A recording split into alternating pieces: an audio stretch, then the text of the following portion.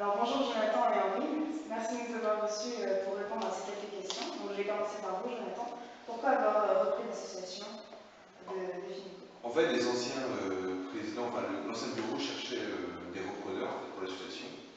Et vu que mon cousin était atteint de la mucoviscidose, en fait, on a décidé de reprendre l'association avec toute notre bande de copains en fait, sur Guinée, Perdut, enfin tout l'alentour. D'accord. Et c'est pas trop difficile de concilier votre travail et l'association s'occuper de l'association? De toute façon, on s'est limité aussi à quelques événements par an aussi. Donc, il y a le tournoi de foot qui se déroule souvent entre mai et juin, et le repas qui se tient donc en novembre. Et je pense qu'on ne peut pas forcément faire plus en tant qu'événement si on ne veut pas que ça nous prenne trop de temps non plus. On veut essayer de faire les choses quand même bien, pas que ça devienne une corvée plus qu'autre chose.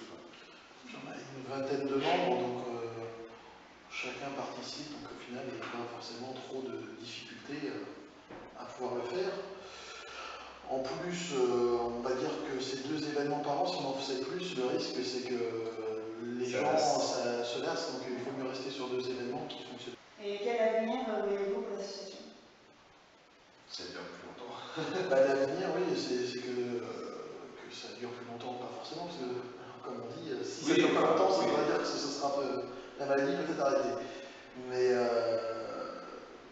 l'objectif, c'est d'essayer de développer et de gagner toujours plus d'argent. C'est pour ça qu'on vous a pris aussi des stagiaires, c'est pour essayer d'avoir des idées différentes, développer la chose.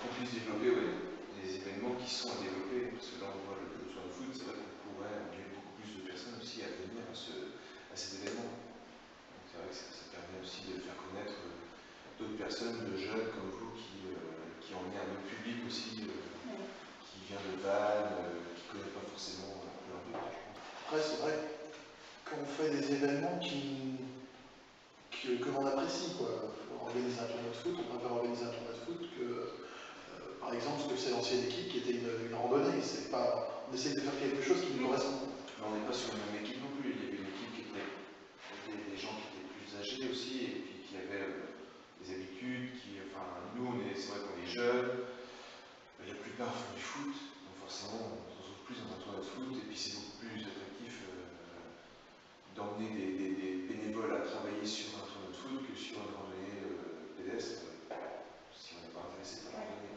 C'est pour ça aussi qu'on a gardé le repas malgré tout, pour que le public est habitué à pour savoir concilier les 2 types de public. Et enfin, une dernière question, pourquoi est-il important de venir le 8 mai prochain au tournoi de foot de Perdut? C'est pour faire avancer la recherche. De toute façon, si vous ne venez pas, on n'aura pas récolté autant d'argent qu'on aurait voulu, et donc forcément, on ne pourra pas aider, faire évoluer la recherche. Mais si vous ne venez pas, de toute façon, il n'y a pas d'événement en fait. De toute façon, et puis s'il n'y a pas d'événement, il n'y a pas d'avancée. Merci beaucoup d'avoir répondu à ces questions. Merci. Au revoir.